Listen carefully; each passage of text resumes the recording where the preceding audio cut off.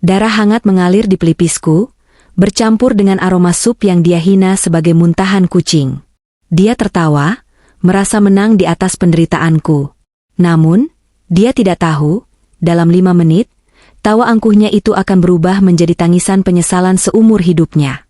Sebelum ceritanya dimulai, silakan tulis di kolom komentar dari daerah mana saja teman-teman yang menonton cerita ini. Jangan lupa like dan subscribe agar channel ini bisa semakin berkembang dan bisa mempersembahkan cerita yang lebih menarik lagi. Aroma kaldu ayam dan jagung manis memenuhi dapur yang seharusnya terasa hangat ini. Tanganku masih sibuk mengaduk panci di atas kompor, memastikan tekstur sup krim itu sempurna, tidak terlalu kental dan tidak terlalu encer. Ini adalah resep kesukaan Adrian dulu, resep yang pernah dia puji setinggi langit saat kami masih menjadi pengantin baru 3 tahun lalu. Hari ini, entah kenapa, aku merasa perlu memasaknya lagi. Mungkin sebagai upaya terakhir untuk mencairkan suasana rumah yang belakangan ini terasa seperti neraka beku. Di luar, hujan turun dengan deras, seolah langit sedang menumpahkan kekesalan yang tak tertahankan, sama seperti hatiku yang terus bertanya-tanya kapan badai dalam pernikahanku ini akan berakhir. Suara deru mesin mobil terdengar samar di balik suara hujan, diikuti bunyi pintu garasi yang dibuka paksa. Jantungku berdegup kencang, bukan karena rindu, melainkan karena takut. Setiap kali Adrian pulang, aku harus menebak suasana hatinya. Apakah dia akan diam 1000 bahasa, ataukah dia akan membawa amarah dari kantornya? Langkah kaki berat terdengar menghantam lantai marmer ruang tengah. Dia tidak mengucapkan salam. Dia tidak memanggil namaku. Langkah itu semakin dekat menuju dapur, membawa aura kelam yang seketika membuat nafsu makanku hilang. Aku mematikan kompor dan berbalik, mencoba menyunggingkan senyum terbaikku, senyum seorang istri yang menyambut suaminya pulang kerja. Namun, senyum itu layu sebelum sempat merekah sepenuhnya. Di ambang pintu dapur, Adrian berdiri dengan wajah merah padam. Kemejanya berantakan, dasinya sudah longgar, dan matanya menatapku seolah aku adalah kotoran yang menempel di sepatu mahalnya. Tidak ada kelembutan di sana, hanya ada kebencian yang menyala-nyala. Tanpa basa-basi, dia berjalan menghentak ke arah meja makan tempat aku sudah menyiapkan mangkuk sup untuknya. Dia menatap mangkuk itu dengan tatapan jijik, lalu beralih menatapku. Tangannya terangkat, menunjuk ke arah panci yang masih mengepul. "Apa ini?" bentaknya kasar, suaranya menggelegar memenuhi ruangan dapur yang sempit bagi egonya yang besar. "Itu sup krim jagung, Mas. Kesukaanmu dulu," jawabku pelan, berusaha menjaga nada suaraku agar tidak terdengar gemetar. "Aku pikir karena hujan, sup hangat bisa membuatmu merasa lebih baik." Adrian mendengus, suara tawa sinis keluar dari mulutnya. Dia mengambil sendok sup dari atas meja, menyicipi sedikit kuah kental itu, lalu seketika meludahkannya ke lantai keramik yang baru saja aku pel hingga mengkilap sore tadi. "Cuih! Rasanya menjijikkan!" teriaknya. Dalam satu gerakan cepat yang tidak sempat aku antisipasi, tangannya yang memegang sendok sayur logam besar terayun ke arahku. Bug! Ujung sendok logam itu menghantam pelipis kiriku dengan keras. Rasa sakit yang tajam seketika menjalar, membuat pandanganku berkunang-kunang sesaat. Aku terhuyung ke belakang, memegang pinggiran meja dapur untuk menahan keseimbangan. Saat aku menyentuh dahiku, cairan hangat dan lengket terasa di ujung jari. Darah. Dia baru saja memukulku hingga berdarah hanya karena sup. Masakan apa ini? Baunya seperti muntahan kucing. Dasar wanita tak berguna. Cuma bisa menghabiskan uangku untuk belanja bahan makanan sampah seperti ini. Adrian berteriak tepat di depan wajahku. Napasnya memburu, matanya melotot seakan ingin menelanku hidup-hidup. Aku terdiam, merasakan perih di dahiku yang mulai berdenyut hebat. Namun, anehnya, tidak ada air mata yang keluar.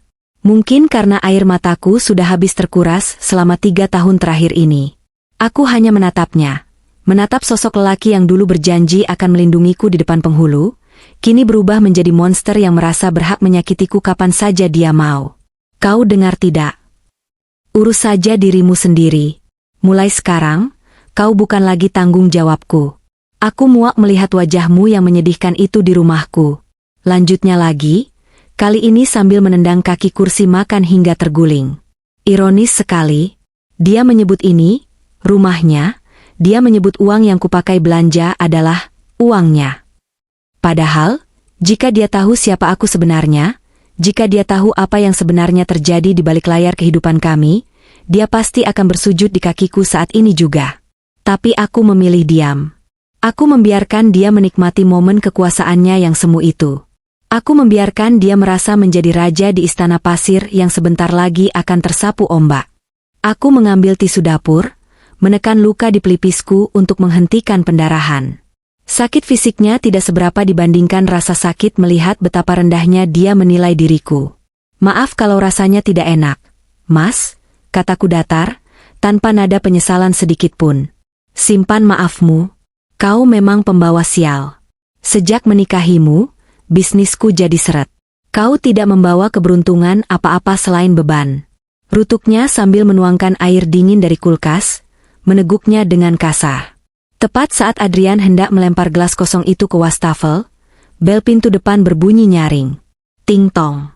Bunyi itu memecah ketegangan di dapur. Adrian menoleh ke arah pintu depan dengan kening berkerut. Siapa yang bertamu di tengah hujan badai dan di jam makan malam seperti ini? Biar aku buka, kataku, hendak melangkah. Diam di situ, bentaknya. Biar aku saja. Kau pasti cuma akan bikin malu kalau ada tamu yang melihat mukamu berdarah begitu. Dasar tidak becus menjaga diri.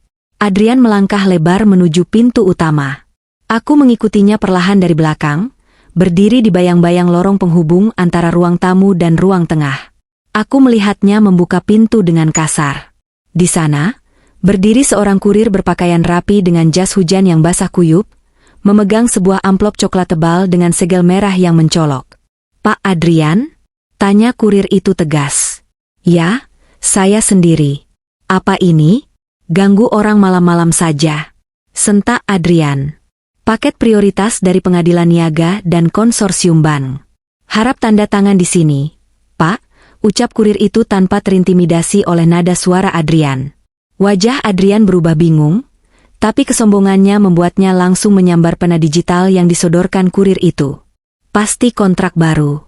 Akhirnya investor bodoh itu setuju juga.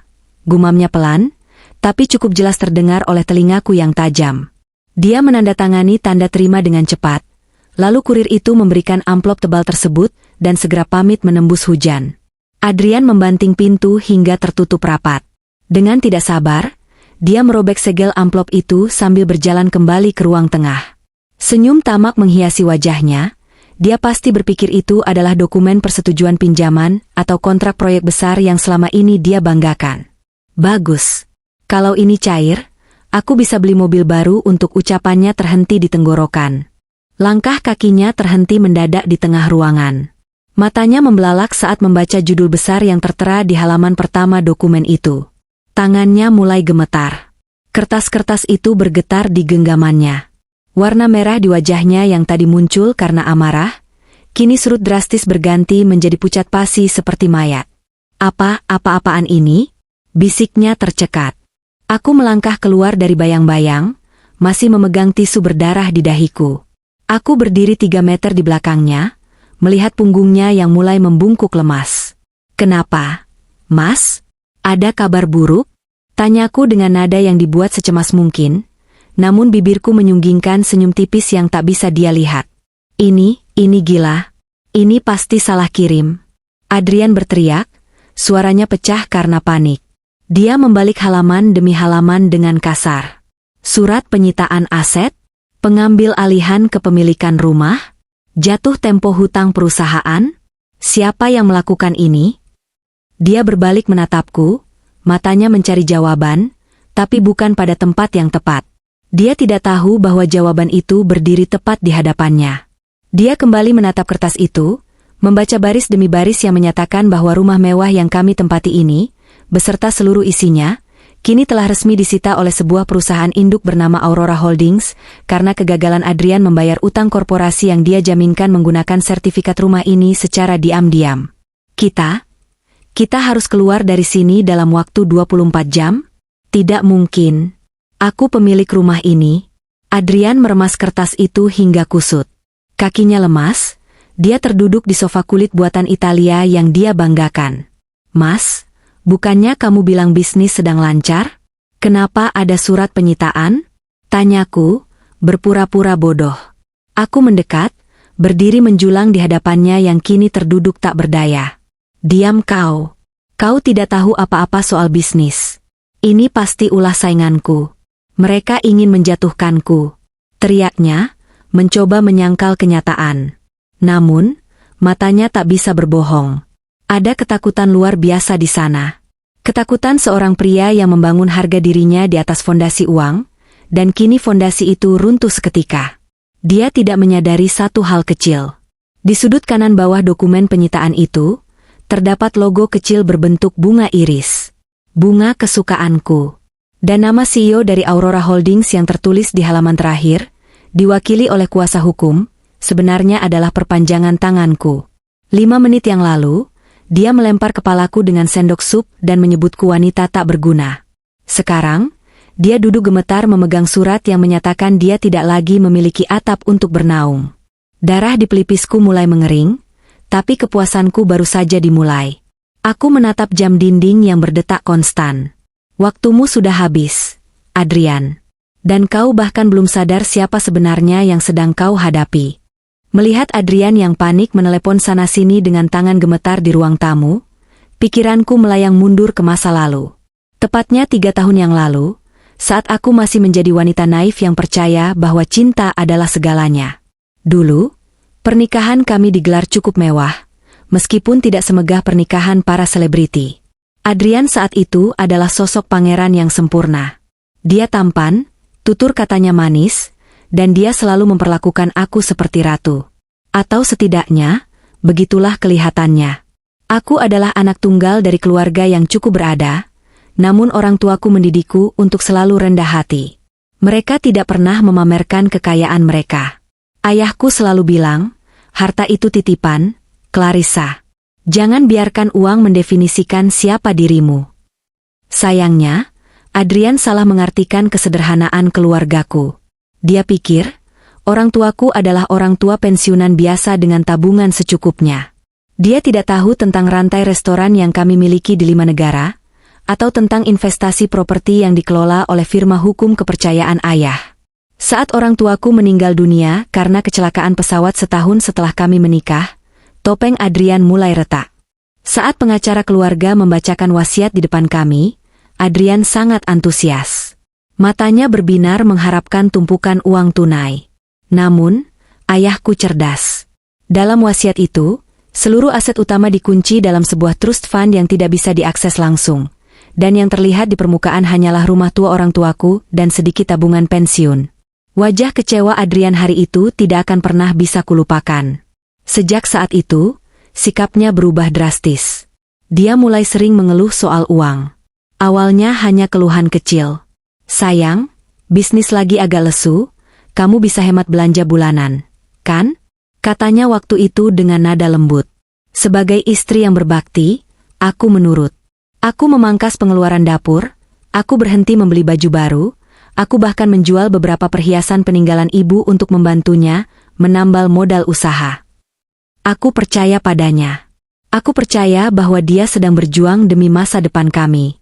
Kebohongan itu mulai tercium setahun yang lalu.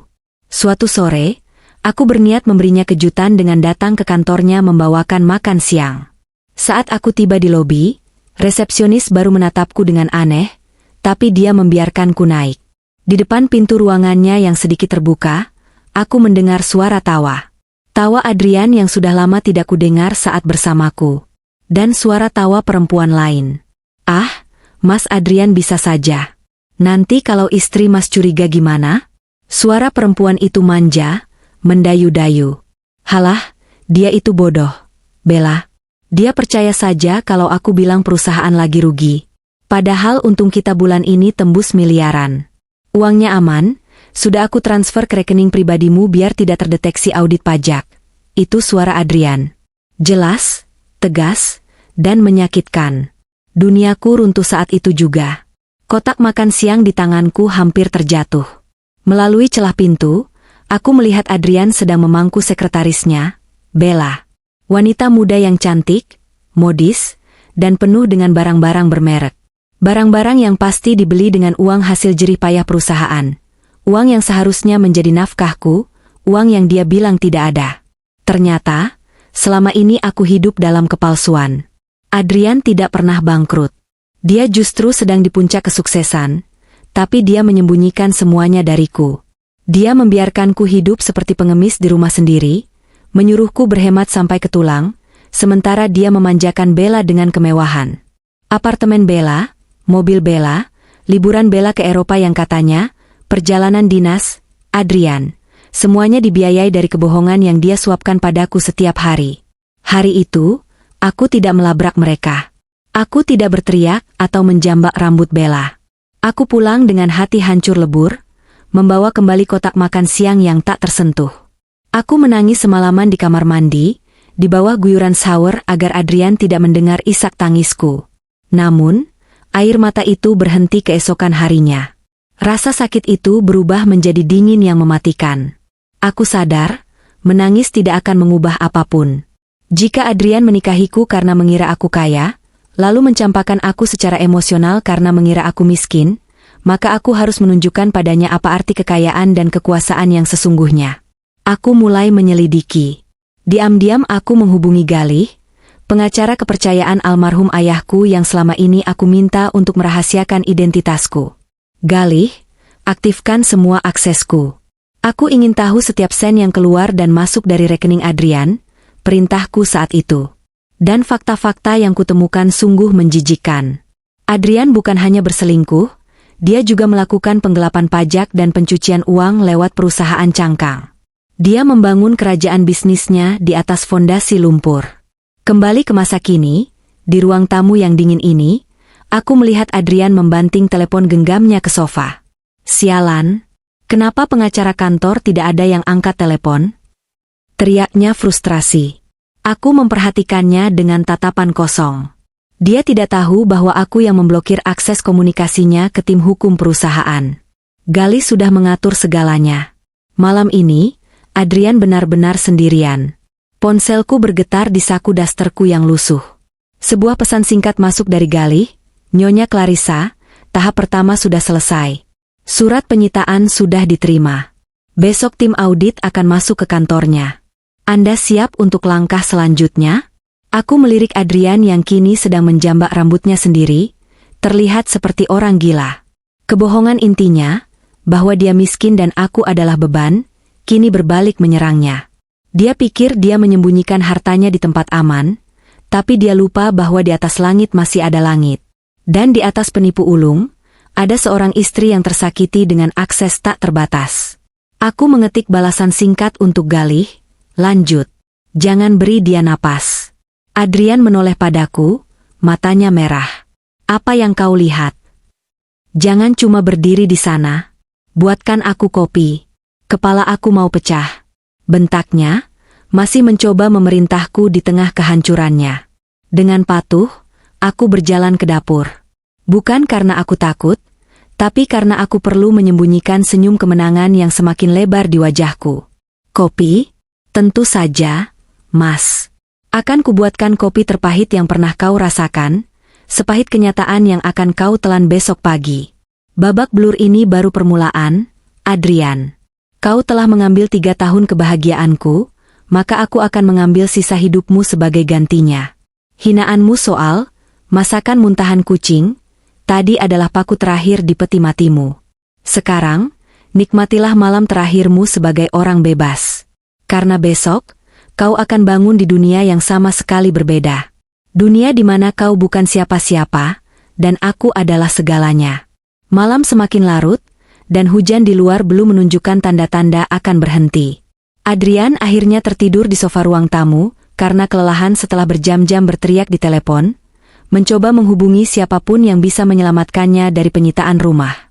Botol minuman keras yang setengah kosong tergeletak di meja, menjadi teman setianya malam ini. Melihatnya terbaring dengan mulut sedikit terbuka dan dengkuran kasar, sulit dipercaya bahwa pria menyedihkan ini adalah orang yang sama yang beberapa jam lalu memukulku dengan sendok sup. Aku duduk di kursi sudut, menatapnya dalam diam.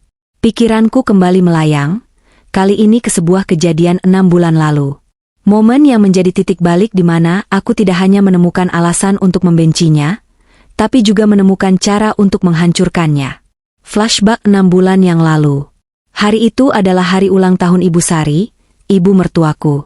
Seperti biasa, aku diwajibkan datang untuk menjadi pembantu gratisan di acara kumpul keluarga besar mereka. Ibu Sari tidak pernah menyukaiku. Di matanya, aku hanyalah gadis yatim piatu yang beruntung bisa menikahi putranya yang sukses. Clarissa, jangan cuma diam saja. Itu piring kotor di meja tamu diangkat. Kamu ini istri atau patung? Teriak Ibu Sari dari dapur. Suaranya cempreng dan menusuk telinga. Iya, Bu, jawabku patuh. Aku bergegas membereskan piring-piring bekas kue, sementara saudara-saudara Adrian yang lain duduk santai sambil membicarakan liburan mereka ke luar negeri. Tidak ada yang menawariku bantuan. Aku sudah terbiasa dianggap tidak ada, kecuali saat mereka butuh tenaga kasar. Saat aku membawa tumpukan piring kotor ke dapur belakang, aku mendengar suara isak tangis tertahan dari arah ruang kerja mendiang ayah Adrian. Pintunya sedikit terbuka. Rasa penasaran memaksaku untuk berhenti dan mengintip dari celah pintu. Di dalam sana, aku melihat pemandangan yang ganjil. Adrian, suamiku yang biasanya angkuh dan penuh percaya diri, sedang berlutut di depan ibunya. Tubuhnya gemetar hebat, wajahnya pucat pasi, dan keringat dingin membasahi kemejanya. Bu, aku takut, Bu, rintih Adrian. Suaranya terdengar seperti anak kecil yang ketakutan akan gelap. Audit pajak tahun ini ketat sekali. Kalau mereka menemukan selisih itu, kalau mereka tahu aliran dananya, aku bisa habis, Bu. Ibu Sari mengelus kepala Adrian, tapi wajahnya keras. Jangan cengeng. Kamu anak laki-laki. Ingat bapakmu. Ingat apa yang terjadi padanya. Mendengar kata, Bapak, tubuh Adrian semakin mengejang. Jangan sebut itu, tolong jangan sebut itu. Aku nggak mau berakhir di sel sempit itu, Bu. Aku nggak mau tidur di lantai dingin dikelilingi tikus. Aku nggak bisa napas kalau ingat itu. Adrian mulai mencengkeram dadanya, terlihat seperti orang yang sedang serangan panik akut. Aku menahan napas. Selama ini Adrian selalu bilang ayahnya meninggal karena sakit jantung saat dia masih remaja. Ternyata ada cerita lain yang ditutup rapat. Dengar, Adrian. Ibu Sari mencengkeram bahu anaknya. Bapakmu mati membusuk di penjara karena dia bodoh. Dia meninggalkan jejak. Kamu harus lebih pintar. Jangan sampai orang tahu kelemahanmu. Kamu punya citra, kamu pengusaha sukses. Orang-orang menghormatimu karena uangmu. Kalau kamu masuk penjara, kamu bukan siapa-siapa. Kamu akan jadi sampah, sama seperti bapakmu. Aku takut ruang sempit, aku takut dikunci. Adrian menangis, air mata membasahi pipinya. Setiap malam aku mimpi suara jeruji besi itu ditutup. Klang. Suara itu, Bu, suara itu menghantuiku. Aku mundur perlahan, jantungku berdegup kencang. Jadi, ini dia. Kelemahan fatal seorang Adrian Pradana. Fobia terhadap penjara dan kegagalan publik. Trauma masa kecil akibat ayahnya yang seorang narapidana. Ketakutan itu begitu dalam hingga melumpuhkan akal sehatnya. Dia membangun tembok kesombongan yang tinggi hanya untuk menutupi fakta bahwa di dalamnya, dia hanyalah anak kecil yang takut dikurung. Penemuan ini adalah senjata pertamaku. Tapi senjata butuh peluru. Dan peluru itu aku temukan 2 minggu setelah kejadian di rumah Ibu Sari. Malam itu Adrian pulang mabuk berat. Dia langsung ambruk di kasur tanpa melepas sepatu, dan yang terpenting, tanpa mengunci laptop kerjanya yang selalu dia jaga seperti nyawanya sendiri. Biasanya, laptop itu menggunakan keamanan sidik jari dan sandi berlapis. Tapi malam itu, layar laptopnya masih menyala redup di meja kerja, menampilkan dashboard email yang lupa dia tutup. Kesempatan emas tidak datang 2 kali. Dengan tangan sedikit gemetar, aku mendekati meja kerjanya. Jantungku berpacu dengan waktu. Adrian bisa bangun kapan saja. Aku duduk di kursi kerjanya, mencoba mengatur napas. Aku mulai menelusuri folder-folder di dalamnya. Awalnya hanya dokumen kerja biasa. Proposal proyek, laporan bulanan, data karyawan. Tapi aku tahu Adrian. Dia orang yang rapi dalam menyembunyikan bangkai. Aku mencari folder dengan nama yang tidak mencurigakan. Mataku tertumbuk pada sebuah folder bernama Sistem 32 Old. Lokasinya tersembunyi jauh di dalam subfolder sampah. Siapa yang akan mengecek file sistem lama? Aku membukanya. Dan di sanalah gudang senjata itu berada. Isinya bukan file sistem. Isinya adalah ratusan foto, bukti transfer, dan rekaman video. Ada folder bernama Bella yang berisi foto-foto liburan mereka, bukti pembelian apartemen atas nama Bella menggunakan dana operasional perusahaan, hingga struk belanja barang mewah yang nilainya bisa memberi makan satu desa. Hatiku perih melihatnya, tapi aku menepis rasa itu. Lalu aku menemukan folder lain bernama Project X. Aku membukanya dan memutar salah satu file video. Itu adalah rekaman CCTV dari sebuah ruangan privat di restoran mewah. Di dalam video itu, terlihat jelas wajah Adrian sedang menyerahkan sebuah koper hitam kepada seorang pejabat dinas perizinan. Ini tanda terima kasih di awal. Pak, suara Adrian terdengar jelas di rekaman itu. Saya harap izin limbah pabrik baru saya bisa keluar minggu depan tanpa prosedur ribet. Pejabat itu tertawa sambil membuka koper yang penuh dengan tumpukan uang merah. Beres, Pak Adrian. Bapak tenang saja. Limbah mau dibuang ke sungai pun, saya yang jamin aman. Aku menutup mulutku dengan tangan, menahan pekikan kaget. Adrian bukan hanya penipu dan peselingkuh, dia juga penjahat lingkungan dan penyuap. Video ini adalah kartu as. Video ini adalah tiket satu arah bagi Adrian menuju mimpi terburuknya, penjara. Dengan cepat, aku mencolokkan flash disk yang sudah aku siapkan. Aku menyalin semua data itu. Folder Bella, folder suap, laporan keuangan ganda yang dia palsukan, semuanya. Proses penyalinan terasa sangat lama, seolah waktu melambat.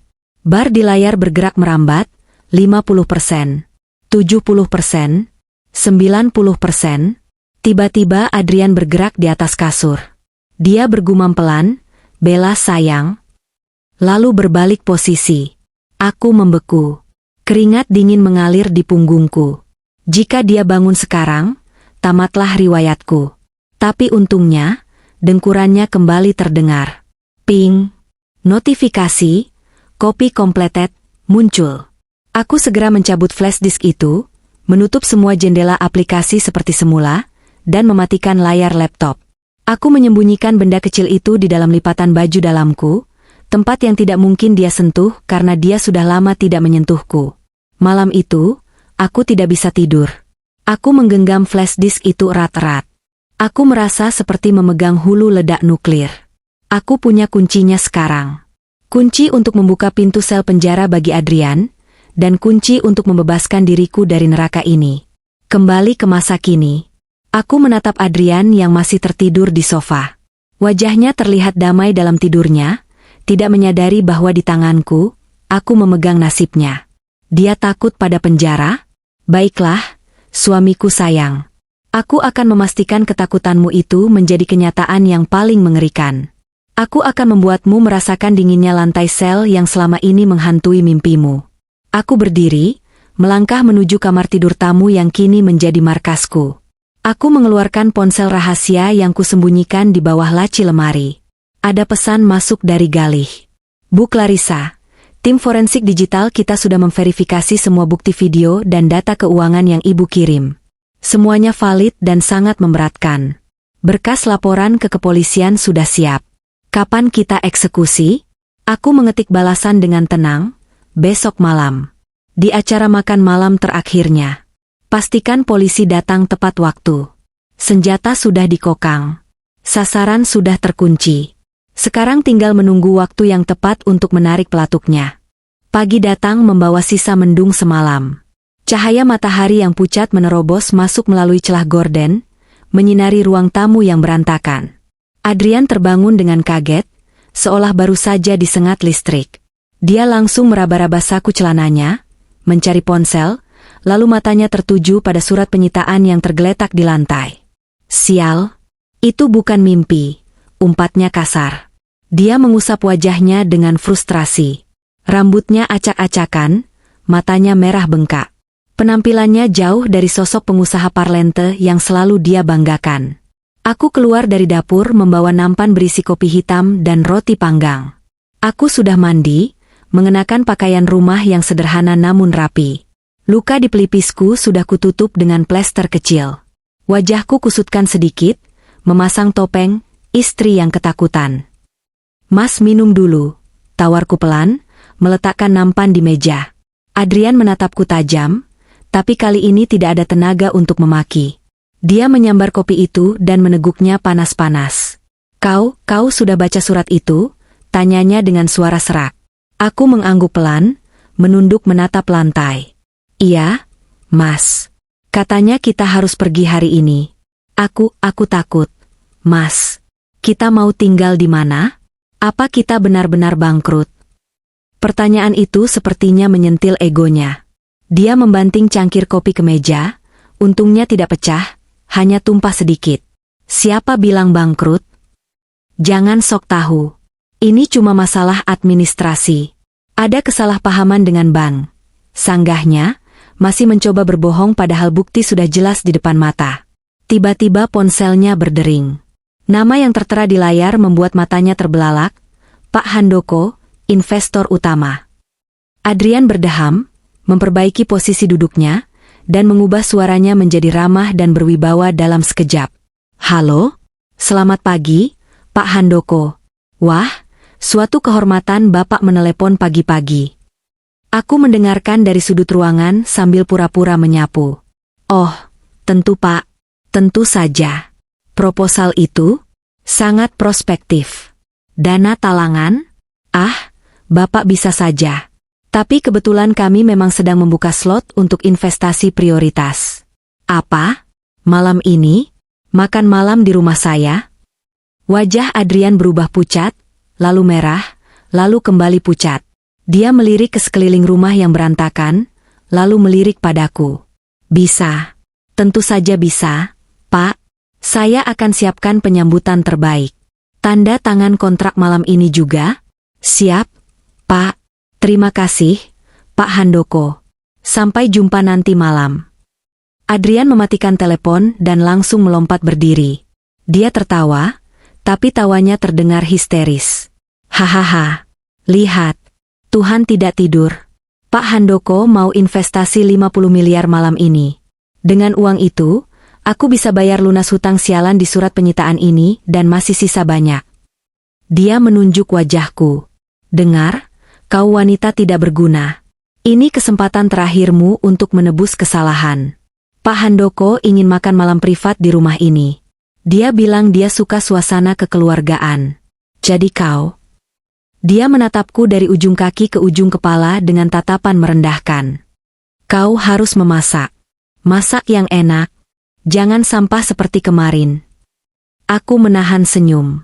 "Pak Handoko, tentu saja. Itu adalah salah satu rekan bisnis mendiang ayahku yang sudah setuju untuk membantuku dalam sandiwara ini. Tapi Mas, aku takut salah masak lagi. Nanti Mas marah," kataku dengan suara bergetar yang dibuat-buat.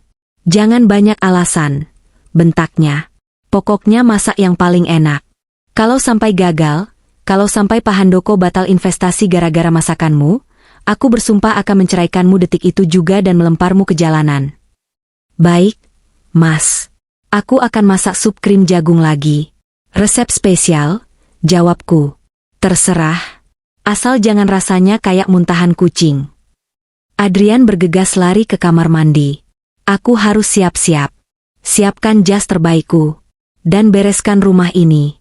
Jangan sampai terlihat seperti kandang babi saat Pak Handoko datang."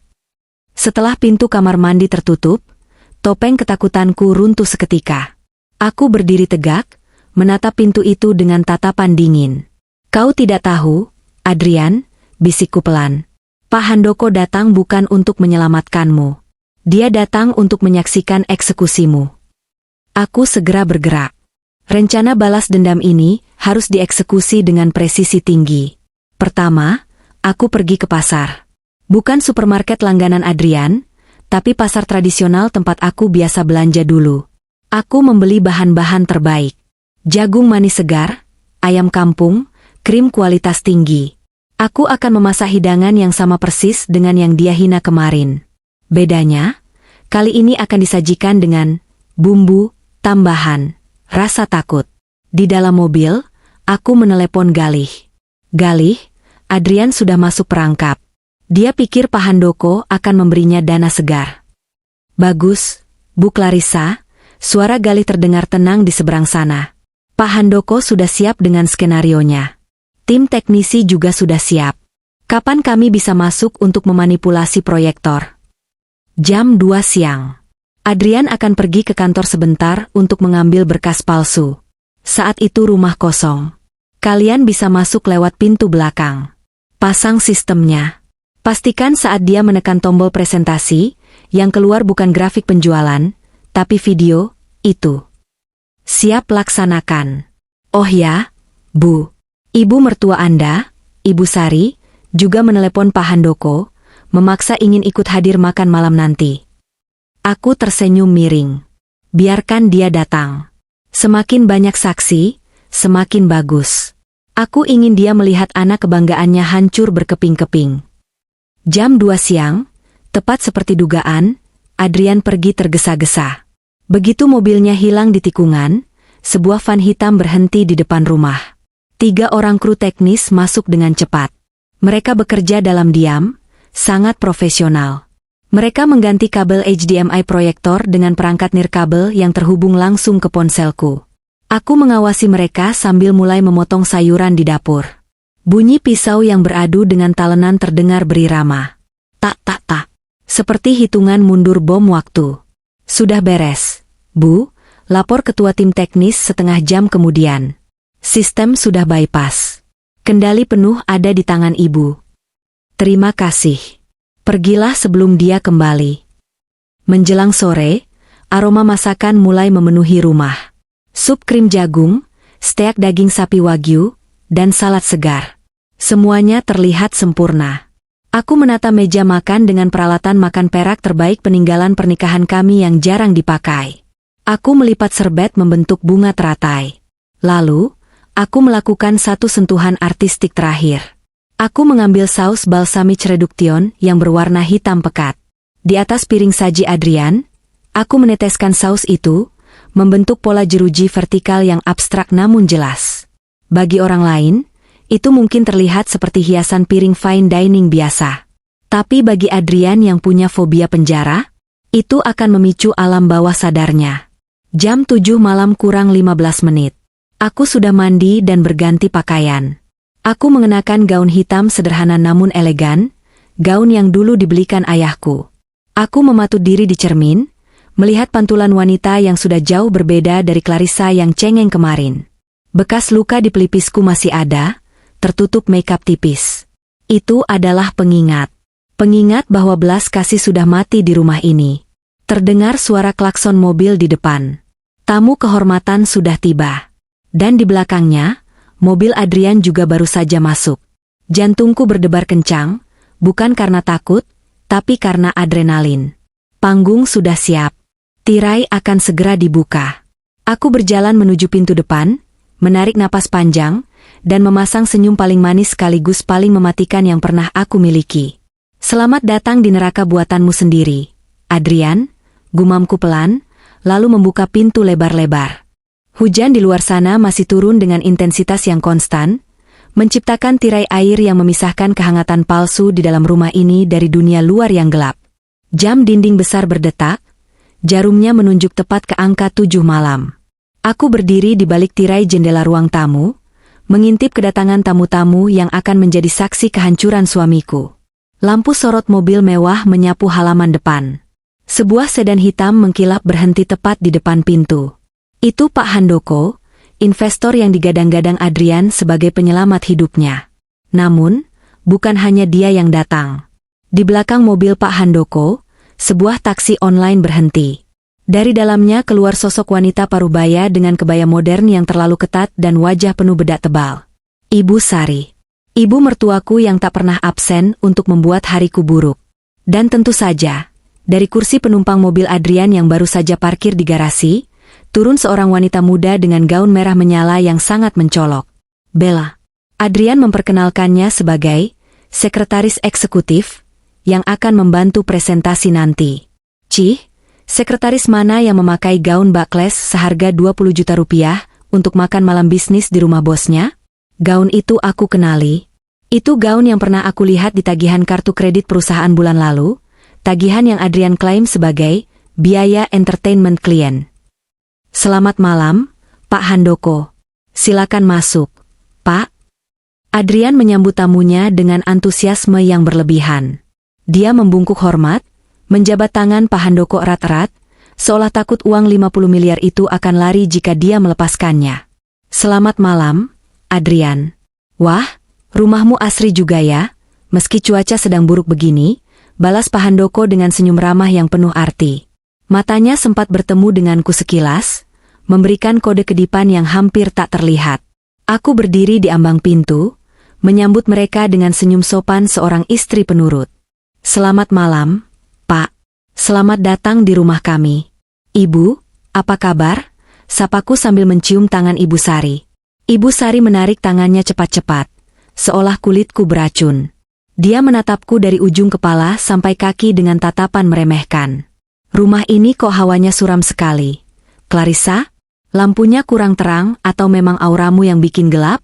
Adrian, kamu harusnya ganti lampu kristal di sini, biar lebih berkelas.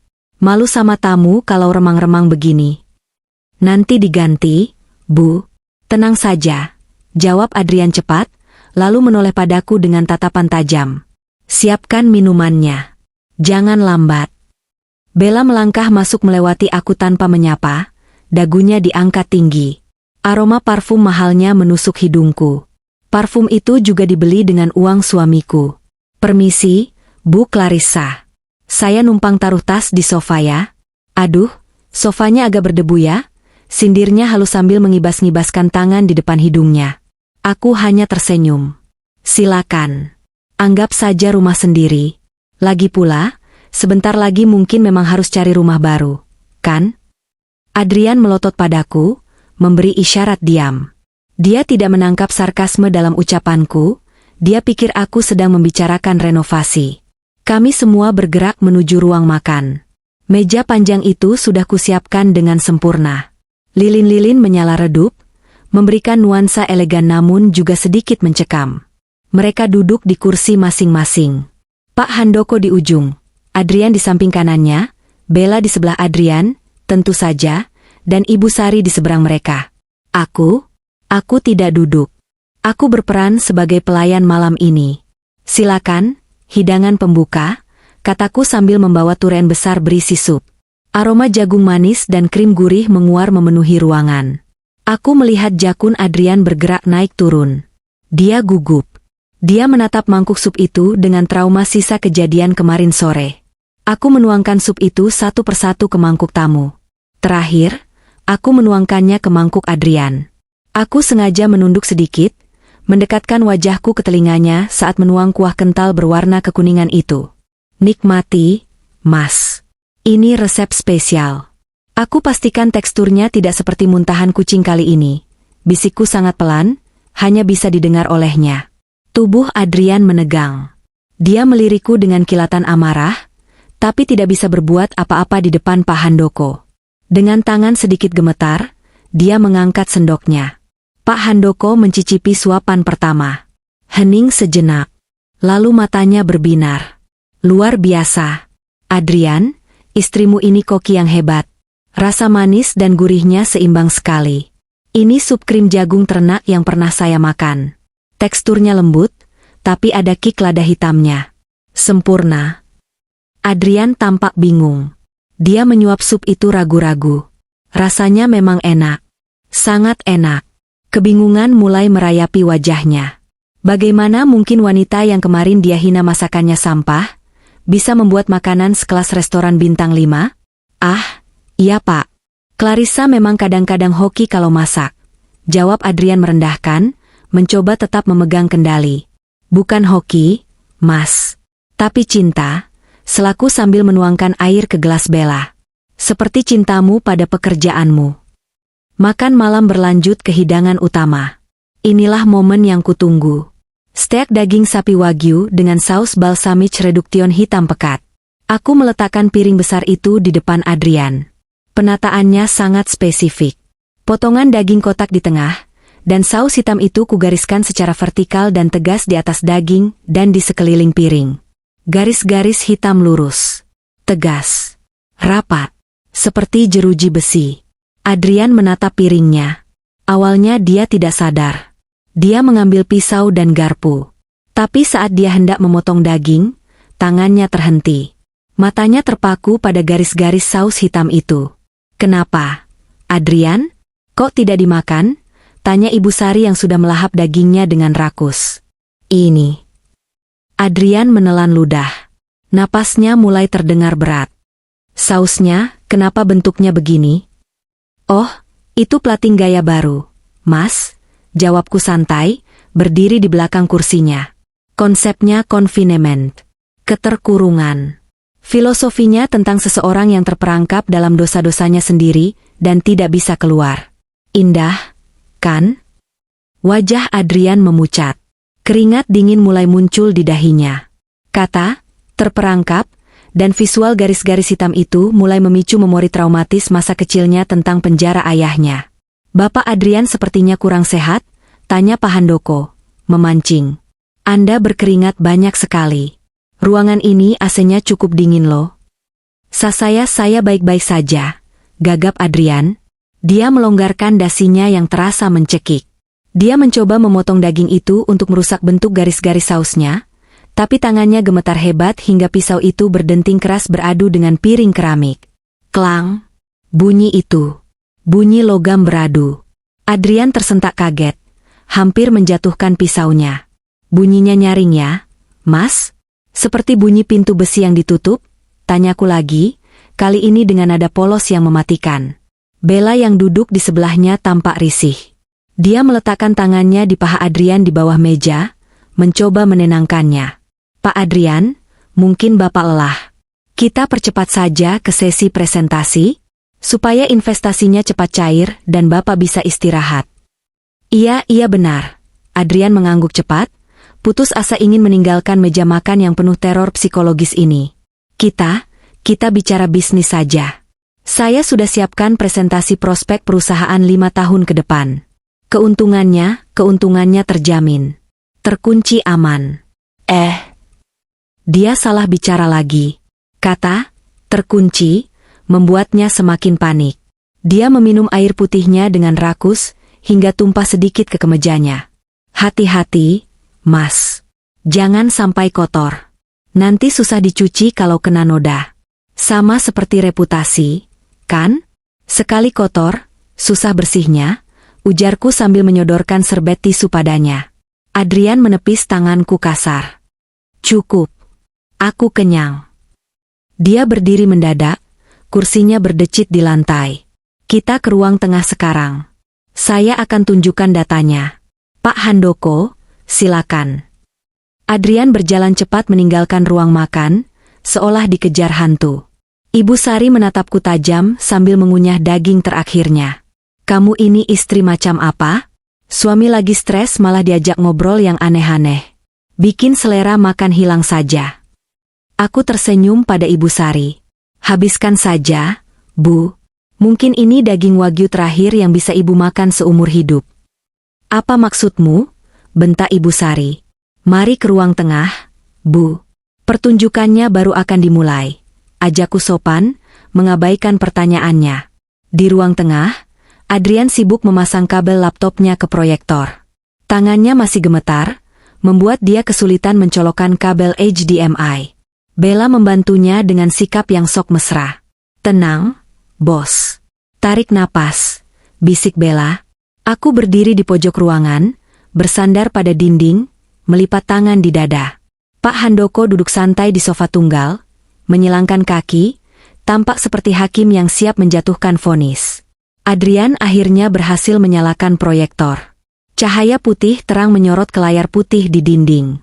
Dia berdeham, mencoba mengembalikan wibawanya yang sempat runtuh di meja makan tadi. "Baiklah, Bapak Handoko, Ibu, dan Clarissa. Terima kasih sudah hadir." Adrian memulai pidatonya. Suaranya mulai stabil, topeng pengusahanya kembali terpasang. "Malam ini saya akan mempresentasikan proyek Gold Mine. Ini adalah rencana ekspansi besar-besaran yang akan melipat gandakan aset perusahaan dalam 2 tahun. Dengan suntikan dana 50 miliar dari Bapak Handoko, kita akan menguasai pasar kuliner Nusantara. Dia menekan tombol di kliker presentasinya. Slide pertama muncul. Logo perusahaan yang megah. Adrian tersenyum bangga. Seperti yang Bapak lihat, pondasi kita kuat. Dia menekan tombol lagi untuk slide berikutnya. Disinilah serangan psikologis itu mencapai puncaknya. Adrian mengharapkan grafik batang berwarna hijau yang menunjukkan kenaikan profit. Dia mengharapkan angka-angka fantastis yang sudah dia palsukan sedemikian rupa. Dia sangat percaya diri bahwa kebohongannya sempurna. Namun, bukan itu yang akan terjadi. Sistem yang sudah ditanam oleh timku bekerja dengan presisi waktu yang mematikan. Adrian menekan tombol klik. Layar berkedip sebentar. Hitam. Lalu muncul sebuah loading bar merah.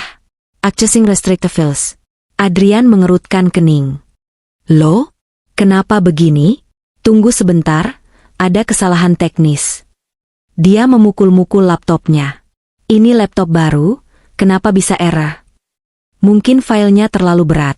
Pak Adrian? Seperti beban dosa, celetuk Pak Handoko santai. Adrian menoleh kaget ke arah Pak Handoko. Tapi sebelum dia sempat bertanya, suara dari laptopnya memecah keheningan. Bukan suara grafik, tapi suara desahan napas dan tawa. Layar di dinding berubah. Dan neraka Adrian pun resmi dibuka. Cahaya dari proyektor itu menerangi ruangan yang temaram, menampilkan gambar dengan resolusi tinggi yang sangat jernih. Itu bukan grafik saham. Itu adalah foto. Sebuah foto close-up yang diambil di sebuah kamar hotel mewah. Di foto itu, Adrian sedang tertidur pulas tanpa busana, dan di sampingnya, Bella tersenyum ke arah kamera sambil memegang gelas champagne, mengenakan lingerie yang dibeli dengan uang perusahaan. Hening. Keheningan yang begitu pekat hingga suara detak jantung Adrian seolah bisa terdengar menggema di seluruh ruangan. Apa? Adrian mundur selangkah, wajahnya kehilangan seluruh warna darahnya. Matanya melotot menatap layar raksasa itu seolah melihat hantu. Bella menjerit. Jeritan melengking yang memecahkan kesunyian. Dia melompat dari sofa, berlari ke depan layar proyektor, merentangkan tangannya mencoba menutupi gambar memalukan itu dengan tubuhnya. Matikan! Matikan! Siapa yang melakukan ini? Adrian, matikan, teriak Bella histeris. Wajahnya yang tadi angkuh kini merah padam karena malu dan panik. Adrian dengan panik menekan-nekan tombol escape di laptopnya. Ini virus. Laptop saya kena hack. Ini rekayasa AI. Jangan percaya, teriaknya pada Pak Handoko dan ibunya. Tangannya memukul keyboard dengan brutal, tapi layar itu tidak mau berubah. Malah, slide berganti secara otomatis. Sekarang video yang muncul. Video dari kamera tersembunyi di dalam mobil. Di video itu, terlihat Adrian sedang memberikan sebuah kunci apartemen kepada Bella. Suara Adrian terdengar jernih melalui speaker home theater yang mahal. Ini kunci unit di penthouse Sudirman, sayang. Pakai saja uang dari pos anggaran, renovasi gudang. Istriku yang bodoh itu tidak akan pernah tahu. Dia terlalu sibuk mengurus dapur. Ibu Sari berdiri dari duduknya, tangannya memegang dada. Adrian, kamu selingkuh? Dan kamu pakai uang? Bukan, Bu. Itu bohong. Itu suara diedit. Adrian menyangkal mati-matian, keringat bercucuran deras membasahi kemejanya. Dia mencoba mencabut kabel HDMI, tapi kabel itu seolah terkunci, dan tangannya terlalu licin oleh keringat. Slide berganti lagi. Kali ini bukan soal perselingkuhan. Ini serangan yang lebih mematikan. Serangan yang akan mengirimnya ke balik jeruji besi. Layar menampilkan skaner dokumen rekening koran luar negeri atas nama Adrian Pradana. Di sebelahnya, ada bukti transfer dana bantuan sosial pemerintah yang seharusnya disalurkan perusahaan, tapi malah masuk rekening pribadinya di Cayman Island. Jumlahnya fantastis. 12 miliar rupiah. Lalu video pamungkas itu muncul. Video, koper hitam. Di layar, Adrian terlihat jelas menyerahkan koper uang kepada pejabat daerah. Wajahnya, suaranya, gerak-geriknya, semua tak terbantahkan. Pastikan izin limbahnya keluar besok. Saya tidak peduli kalau warga keracunan air tanah, yang penting pabrik jalan. Kalimat itu menggema di ruang tamu. Kejam. Sadis. Tamak. Pak Handoko berdiri perlahan. Wajah ramahnya hilang, berganti dengan ekspresi jijik yang murni. Dia menepuk jasnya seolah baru saja terkena debu kotor. Luar biasa, Adrian, kata Pak Handoko dingin. Saya pikir kamu hanya pengusaha yang sedang kesulitan cash flow. Ternyata kamu adalah penipu, peselingkuh, dan penjahat lingkungan. Kamu menyebut istrimu bodoh? Padahal kamu yang baru saja menggali kuburanmu sendiri di depan saya. Pak Handoko, tunggu. Saya bisa jelaskan. Ini semua fitnah. Ini pasti kerjaan pesaing bisnis. Adrian berlari mengejar Pak Handoko, mencoba meraih tangannya, tapi Pak Handoko menepisnya dengan kasar. Jangan sentuh saya. Tanganmu kotor. Adrian terhuyung ke belakang, menabrak meja kopi hingga vas bunga pecah berantakan. Dia menoleh ke arahku. Aku masih berdiri di posisi yang sama, tenang, tanpa ekspresi kaget sedikit pun. Perlahan, kesadaran itu merasuk ke dalam otak Adrian. Dia melihat ke arah laptop yang masih memutar bukti-bukti kejahatannya. Dia melihat ke arahku. Lalu dia melihat ke arah Bella yang menangis di lantai. Kau? Adrian menunjukku dengan jari gemetar. Kau yang melakukan ini. Aku melangkah maju. Suara hak sepatu tinggiku terdengar tegas di lantai marmer. Tok tok tok. Aku berhenti tepat di hadapannya. Aku tidak lagi menunduk. Aku mengangkat daguku, menatap matanya yang penuh ketakutan dengan tatapan dominan. Kenapa, Mas? Kaget melihat prestasi kerjamu ditampilkan di layar besar? Tanyaku santai. Dasar wanita ular. Istri durhaka. Berani-beraninya kau mempermalukan suamimu sendiri. Ibu Sari tiba-tiba maju, mengangkat tangan hendak menamparku. Dengan gerakan refleks yang sudah kulatih, aku menangkap pergelangan tangan Ibu Sari di udara. Cengkeramanku kuat, membuat wanita tua itu meringis kesakitan. Cukup, Bu, kataku dingin, menghempaskan tangannya. Jangan main tangan di rumah saya. Ingat, rumah ini sekarang milik Aurora Holdings. Dan tahukah ibu siapa pemilik Aurora Holdings? Aku mengambil remote proyektor dari saku gaunku, menekan satu tombol. Layar berubah menampilkan struktur kepemilikan saham perusahaan Aurora Holdings. Di sana, terpampang jelas nama pemilik tunggal, Clarissa Anindya. Mata Adrian membelalak sampai hampir keluar. Mulutnya menganga. Kau pemilik perusahaan yang menyita rumahku. Rumahmu? Aku tertawa kecil, tawa yang kering tanpa humor. Kau lupa, Mas? 3 tahun lalu kau memaksaku menandatangani surat pemisahan harta supaya utang-utangmu tidak membebaniku. Kau pikir itu untuk melindungiku? Tidak. Aku tahu kau melakukannya supaya kalau kau kaya raya, aku tidak dapat apa-apa. Tapi kau lupa. Surat itu juga berarti hartaku adalah milikku sendiri. Dan warisan orang tuaku yang kau kira tidak ada itu cukup untuk membeli perusahaanmu yang sekarat itu 10 kali lipat. Adrian jatuh berlutut. Kakinya benar-benar kehilangan tenaga. Fakta bahwa istri yang dia anggap beban dan miskin ternyata adalah konglomerat yang memegang lehernya, menghancurkan mentalnya seketika. Clarissa sayang.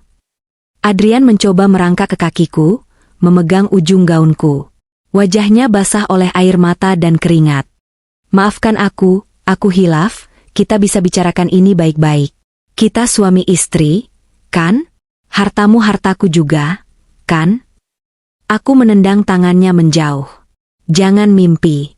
5 menit yang lalu kau masih berencana menceraikanku jika masakanku tidak enak. Sekarang kau mengemis? Di mana harga dirimu, Mas? Aku beralih menatap Bella yang masih sesenggukan. Dan kamu, Bella? Kamu pikir kamu menang? Apartemen yang kamu banggakan itu dibeli pakai uang perusahaan. Itu artinya penggelapan. Kamu bukan hanya pelakor, kamu juga accomplice. Kamu akan ikut terseret ke penjara bersamanya. Tangisan Bella semakin keras. Aku nggak tahu. Aku cuma dikasih. Mas Adrian bilang itu uang dia. Jelaskan saja pada polisi, kataku datar. Tepat saat itu, suara sirine terdengar meraung-raung dari kejauhan, semakin lama semakin dekat. Cahaya biru dan merah mulai memantul di dinding ruang tamu melalui jendela depan. Adrian menoleh ke arah jendela dengan horor. Suara sirine itu adalah musik kematian baginya. Fobianya meledak. Dia mulai berteriak histeris, mencakar-cakar wajahnya sendiri. Tidak, tidak mau penjara. Jangan kurung aku. Ibu, tolong aku. Dia merangkak mundur, bersembunyi di balik sofa, meringkuk seperti bayi raksasa. Ibu Sari menangis histeris melihat putranya gila karena ketakutan. Clarissa, tolong hentikan ini. Kasihan suamimu. Kamu tidak punya hati. Aku menatap mereka semua dengan tatapan kosong. Hati saya sudah mati, Bu. Mati tepat saat anak ibu melempar sendok sup ke kepala saya dan menyebut saya muntahan kucing.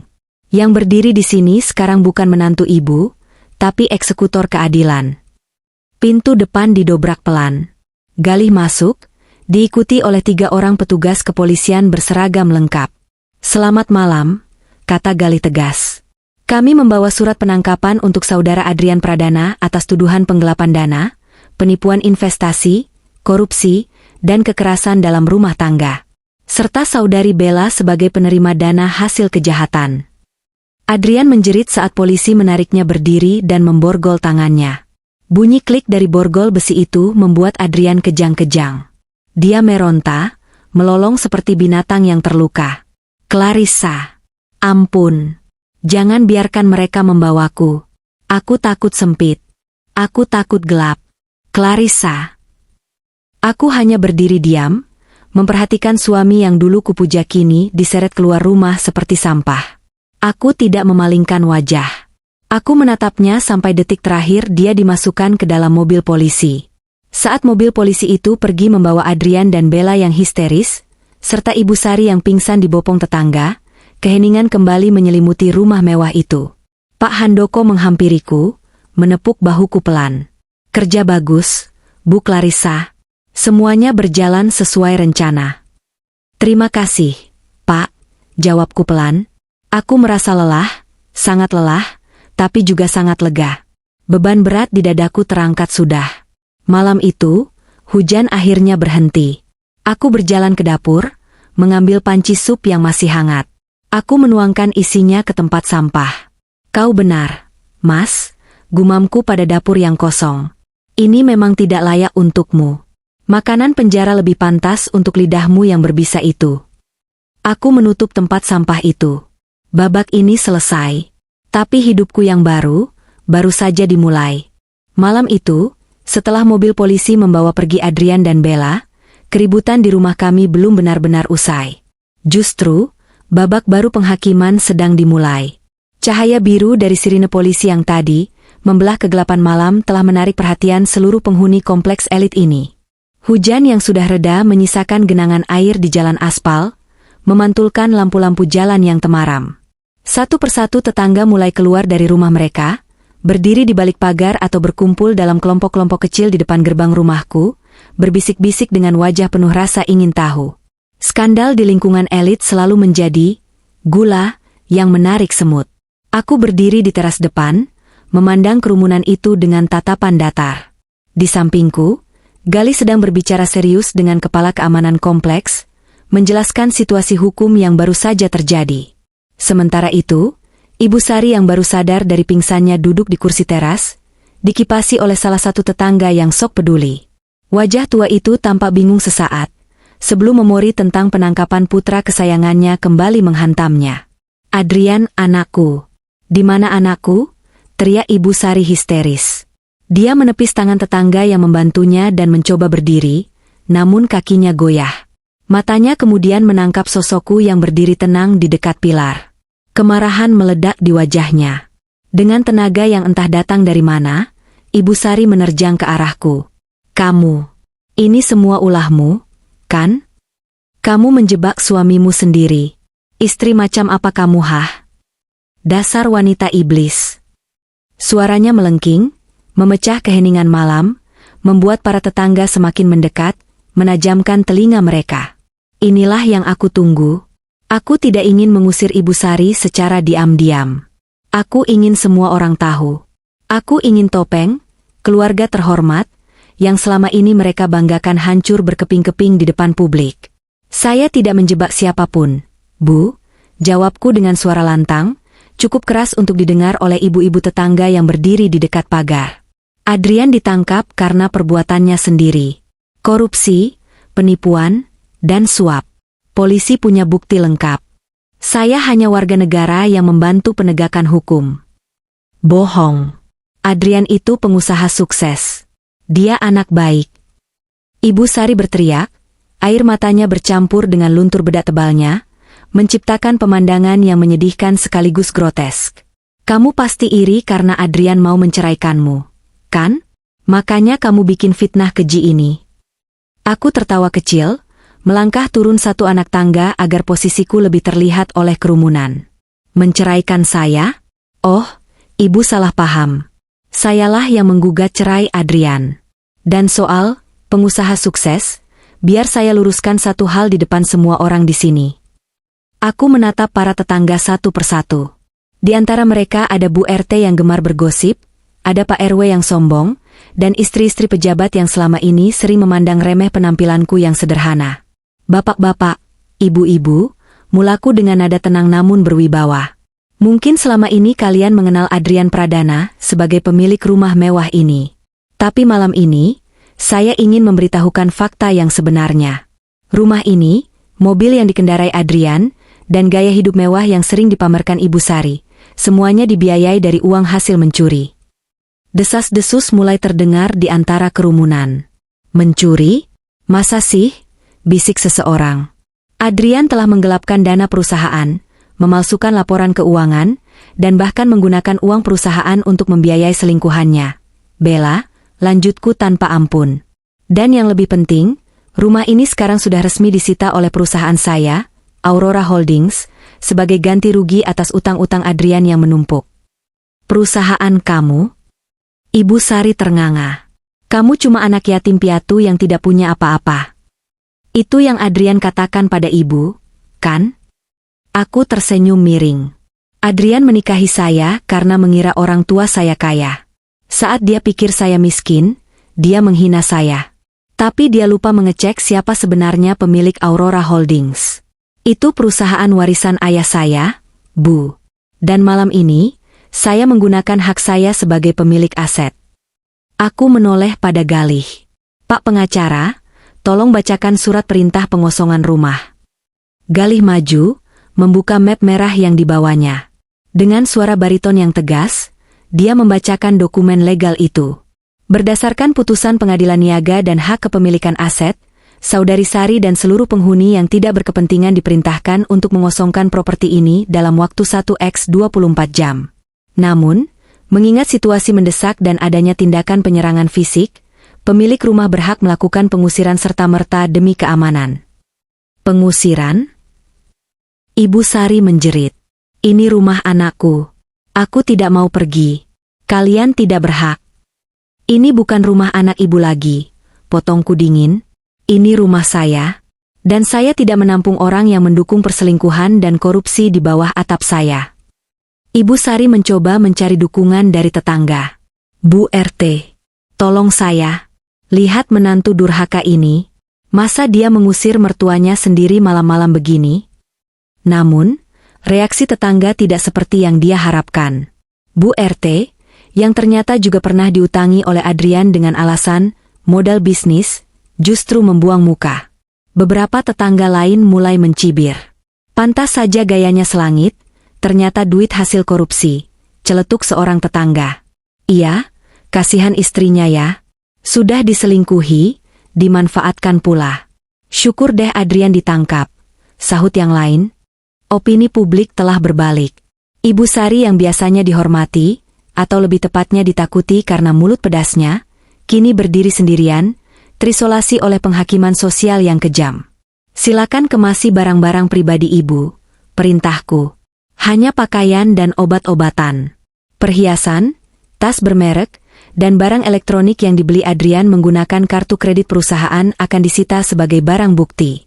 Jangan coba-coba menyembunyikan apapun, atau saya akan melaporkan ibu atas tuduhan pencurian aset. Kamu kejam, Clarissa, desis Ibu Sari, matanya memancarkan kebencian murni. Saya belajar dari guru terbaik, Bu. 3 tahun saya dihina di rumah ini. Dianggap pembantu, dibilang tidak berguna, bahkan masakan saya dibilang seperti muntahan kucing. Apa ibu pernah memikirkan perasaan saya waktu itu? Tidak. Kan? Ibu malah tertawa. Aku menatapnya tajam. Sekarang, nikmatilah buah dari didikan ibu pada Adrian. Di bawah pengawasan 2 orang satpam kompleks yang kupinta berjaga, Ibu Sari dipaksa masuk ke dalam untuk mengemasi barang-barangnya. Aku tidak membiarkannya berlama-lama. 15 menit kemudian, dia keluar menyeret 2 koper besar dengan napas tersengal-sengal. Wajahnya merah pada menahan malu, karena ditonton oleh puluhan pasang mata tetangga yang belum bubar. Mau kemana saya malam ini? Saya tidak punya uang tunai, protes Ibu Sari saat sampai di gerbang. Kartu kredit tambahannya sudah pasti diblokir. Itu bukan urusan saya, jawabku datar. Mungkin ibu bisa minta tolong saudara-saudara ibu yang selama ini ibu bangga-banggakan? Oh tunggu, saya lupa. Saya sudah mengirimkan bukti video penangkapan Adrian dan bukti utang-utangnya ke grup WhatsApp keluarga besar kalian. Saya rasa, tidak akan ada yang mau menampung ibu karena takut ikut terseret kasus hukum. Ibu Sari mengecek ponselnya dengan panik. Benar saja, grup keluarga mereka sedang heboh. Bukan simpati yang didapat, melainkan caci maki dan pernyataan pemutusan hubungan karena takut terlibat. Adrian ternyata juga meminjam uang dari banyak sepupunya tanpa dikembalikan. Dasar ular, teriak Ibu Sari frustrasi. Silakan pergi, Bu. Taksi online sudah saya pesankan. Bayar sendiri tunai di tujuan, kataku sambil berbalik badan, menutup pintu gerbang besi yang tinggi itu tepat di depan wajahnya. Suara dentangan besi yang beradu menjadi tanda berakhirnya hubungan kami. Aku berjalan kembali menuju teras rumah yang kini terasa sangat luas dan sunyi. Tetangga-tetangga mulai bubar, meski bisik-bisik mereka masih terdengar. Malam ini, seluruh kota akan tahu tentang jatuhnya Adrian Pradana. Besok pagi, berita ini akan masuk koran. Dan lusa, nama baik yang dia bangun di atas kebohongan akan rata dengan tanah. Galih menghampiriku, menyodorkan segelas air mineral. Anda baik-baik saja, Bu Clarissa? Aku menerima gelas itu, merasakan dinginnya air membasahi tenggorokanku yang kering. Lebih dari baik, Galih. Rasanya seperti baru saja membuang sampah yang sudah membusuk bertahun-tahun di dalam rumah.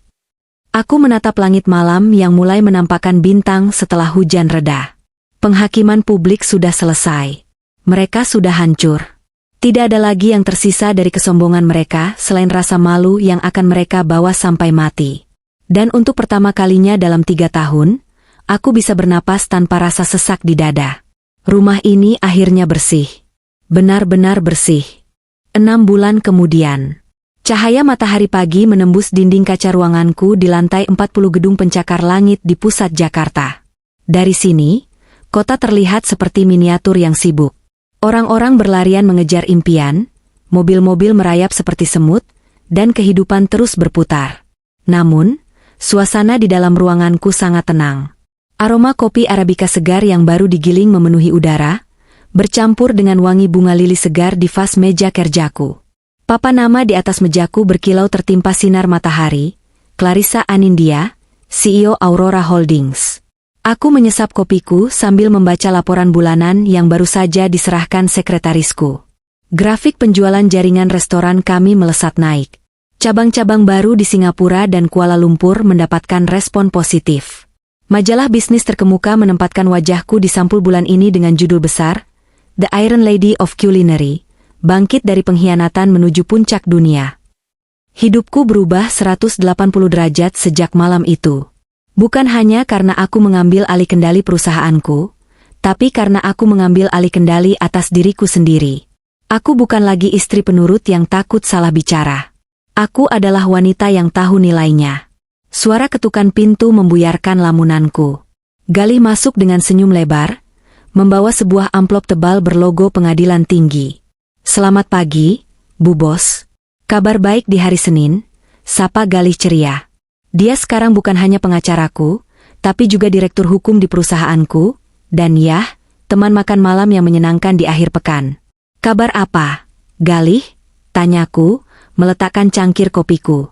Putusan banding Adrian ditolak. Hakim Mahkamah Agung justru memperberat hukumannya karena terbukti ada upaya penyuapan saksi selama proses persidangan. Vonis final, 18 tahun penjara tanpa remisi, plus penyitaan seluruh aset pribadi untuk mengganti kerugian negara dan perusahaan. Aku menghela napas panjang, sebuah senyum tipis terukir di bibirku. 18 tahun. Itu waktu yang sangat lama bagi seseorang yang takut pada ruang sempit. Terima kasih, Galih. Itu berita yang sangat memuaskan. Jawabku. Ada satu hal lagi, tambah Galih ragu-ragu. Kepala sipir penjara mengabarkan kondisi mental Adrian semakin memburuk. Dia sering berhalusinasi, dinding selnya bergerak menghimpitnya. Dia terus meracau soal muntahan kucing dan sendok sup. Dia minta bertemu kamu, Clarissa. Sekali saja. Aku terdiam sejenak. Haruskah aku menemuinya? Apakah dia layak mendapatkan waktu berhargaku? Namun, ada bagian dari diriku yang ingin melihat hasil akhir dari karyaku. Aku ingin memastikan bahwa karma itu benar-benar bekerja dengan sempurna. Siapkan mobil, Galih. Kita ke sana siang ini. Lapas kelas 1 khusus koruptor itu memiliki bau yang khas. Campuran antara bau pembersih lantai murahan, keringat, dan keputusasaan.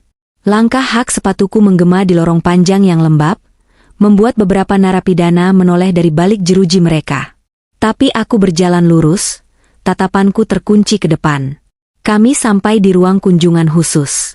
Di balik kaca tebal yang memisahkan dunia bebas dan dunia terkurung, duduklah sosok itu. Aku hampir tidak mengenalinya. Adrian yang dulu selalu klimis dengan rambut tertata rapi dan jas mahal, kini tampak seperti gelandangan. Rambutnya dicukur asal-asalan, wajahnya tirus dengan tulang pipi menonjol, dan ada lingkaran hitam pekat di bawah matanya yang cekung. Dia mengenakan seragam oranye yang kusam. Tangannya gemetar konstan di atas meja. Saat dia melihatku, matanya yang redup sedikit membelalak. Dia menyambar gagang telepon interkom dengan putus asa. Clarissa, Clarissa, kamu datang. Suaranya parau, pecah, dan menyedihkan. Tolong aku, Clarissa, keluarkan aku dari sini. Dindingnya setiap malam makin sempit. Aku nggak bisa napas. Aku mengangkat gagang telepon di sisiku dengan tenang.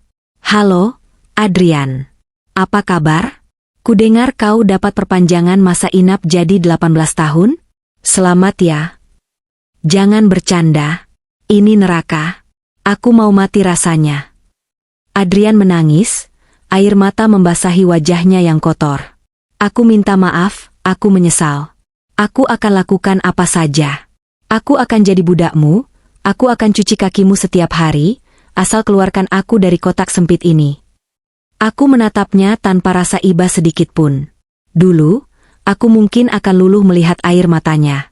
Tapi air mata itu sudah kering 3 tahun lalu saat dia memukuku. Apa saja? Tanyaku pelan. Iya. Apa saja? Sayangnya, kau tidak punya apa-apa yang aku butuhkan, Adrian. Kau ingat saat kau melempar sendok sup ke kepalaku? Kau bilang aku wanita tak berguna. Sekarang lihat dirimu. Siapa yang tak berguna? Kau bahkan tidak bisa buang air sendiri tanpa izin sipir. Adrian terisak, memukul-mukul kaca pembatas. Bella di mana? Dia juga jahat. Kenapa cuma aku yang menderita begini? Oh, Bella, aku tersenyum manis.